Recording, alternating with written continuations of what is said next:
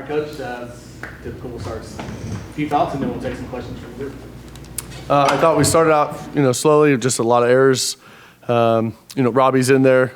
It's the first time she started since the first match. I thought she did a great job, but I thought the connections were just a little off, which is to be expected. But as the match went on, I thought they really improved, and we stayed steady and then, started to play some pretty good volleyball by the end. So, again, overall, going 6-0 in sets, on the weekend at home in this conference, feel good about that. And we've got quite the stretch moving forward, so hopefully we can continue to get better. It seems like in this game, when you guys were serving, you guys were winning points. Can you describe how you felt about your serving game today? Yeah, I thought overall we had a handful of people that went back there and really put a lot of runs together and put some pressure on them. I thought we executed from a pretty high level, and that was exciting to see.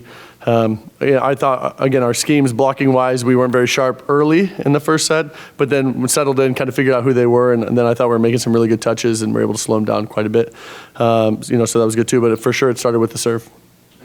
Robbie obviously had a little bit of a slower start, but it felt like that connection between her and Oni was just there the entire game. Yeah. Where did that kind of come from, it feels like? Yeah, what we've talked about with Chris is Chris, has a really nice connection right now with our outsides and just trying to get better at running our middles and right sides. Robbie's the opposite, right? So Robbie has a nice connection with Noemi, and our middles. And then, again, it was just setting probably a little too fast and low for the left sides, to be successful. So it's a little bit of a balancing game, but again, I thought she adjusted well as the match went on, and then she just kept looking for Oni in the middles and Noemi, and I thought they had a really nice match offensively.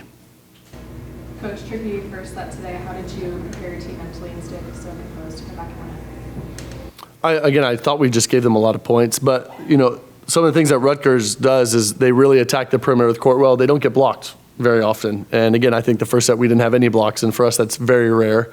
So just challenging our defense, and again, I thought it just took us too long, almost too long, but we figured out just in time, but almost too long, to adjust to what they were, even though that's what we had discussed in our game plan. But kudos to them. Again, I thought they made some really nice swings in that first set, and had us on our heels there. But again, we adjusted well.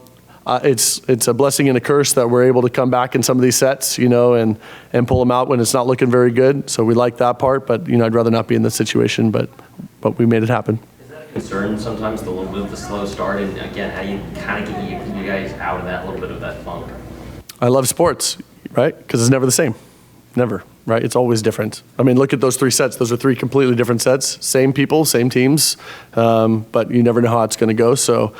Again, I think for us it's about consistency. We're talking about consistency in game plan, mentality, intent.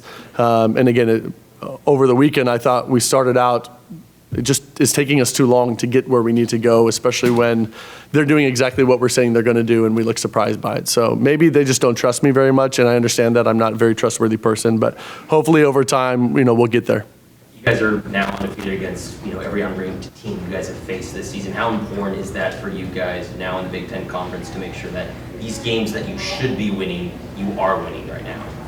I think at the end of the year, when the committee looks at your resume, it's important. As far as me and our day-to-day, not at all, because it's about what are we doing. Again, what kind of habits are we developing, things like that. So really trying to get them to understand the idea of faceless opponent, right? However they act against one team, they should act against the other, and it needs to be focused on us and our development. And just like any team ever, we go in and out of that, and that's always frustrating as a coach, but that's why I have more gray hair, so that's how that's going to go. But I'm just going to keep pushing on them, to try to, go one play at a time. And again, I thought as the match went on, we did that better. But anytime you're worrying about wins and losses or any of those types of things, it's just distracting you from your end goal, and that's becoming the best team you can become. How many gray hairs do you think you've gained this season so far? This season, probably not as many. We've had seasons where there's a lot, but I don't know. If I get too many, maybe I'll dye it. But I like the look. It's fine. When did you know you were going to have the lineup change? And just? I thought you were going to say gray hairs. I was like, thanks, Rob. I think we all know. Yeah, when I saw my dad and my grandpa, that's when I knew. Position to judge there. Yeah. Just the lineup change, how different or not does that make your process, once you determine that's going to be the case, leading up to the match, all that? Yeah, I mean, again, I think we're blessed with, again, Sophie can go in for either lefts and does a great job. Mia can go for either middle and do a great job. Robbie can go in and do a great job. So I think we're blessed to have the depth that we have. Never a doubt about Robbie and her ability to bring. It's just, again, it's It's just the relationships, right? She doesn't set all those hitters as much as Chris has been. And then she hasn't had the game experience lately that Chris has had. So, there's some adjustment that's going to go on there. But Robbie is very mature. And to me, she never looks frazzled by any moment, too big or too small. She just kind of is Robbie. She just is who she is. And again, I thought she did a really nice job. She led us very well. I think she got Oni involved right away. And that was, I think Oni had 7 kills in the first set, which I don't remember the last time she had that. But Oni was really working. Middles got involved. And it just changes our offense when that happens. So again, I thought she did a great job. And there isn't anybody on our bench that I don't trust to go in and do that. So I'm just thankful for those people. Is there any timetable for Chris's return? And I guess kind of counting off of that, how important will these next couple matches be for Robbie if it will be an extended time that Chris will be out? I think every practice we get is going to be important for Robbie just to continue to develop the sweet spots of the hitters, right? And she can control that. She's very good. I think she feels comfortable, obviously, setting the middles, and Noemi felt like she knew where to put them right away. Again, I think there's a little bit of searching and discovery with the lefts. So I think any reps we get are positive there. As far as Chris, I don't think it'll be that long, but and she's going to work on getting better every day. Coach, at the end of the first set there, you guys were down a little bit. You mounted a comeback with Maya serving. How important is she to your team? Maya was great. Maya's been very consistent. I think she's the only person on our team that has more aces than errors, which, again, that's pretty hard to do with as many aces as she's had. So that's exactly what we need in her role. She gives us also a little punch of defense, which is great in there. Never worried when the ball goes to her way when she can go in there. So a lot of times the serving sub maybe won't be the best defender, but we have a serving sub that is also a great defender, great energy, and I think a fan favorite, as she should be. So I think all those things are really good, and I'm just really happy for her every time she has that success. Do you think teams maybe underestimate Maya and even Mackenzie just because of their size and their stature with how well they can serve the ball in the backcourt? They shouldn't.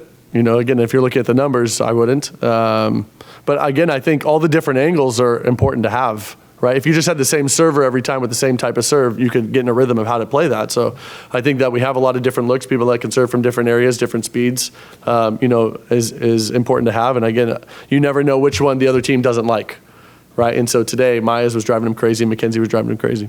You mentioned earlier that the block was struggling early. What do you think was the key to helping that improve throughout the rest of the game? Well, I thought against Maryland, we weren't adjusting to their speed very well, and we were just searching a lot. Today, Rutgers does a good job of not getting blocked. They play pretty high. It's hard to block them because they play at the top of the block and play deep. So, the goal today was that we should dig a lot of balls because that's their style of play. So I think the block, though, just need to continue to do their job, and if they started to miss and bring that ball down a little bit, then we would get some blocks, and that's what happened. So, again, I thought everybody adjusted pretty well, and our defense, I thought, adjusted, and that's why I think they hit 0 in the second set, because everybody started doing their job together. Made it tough.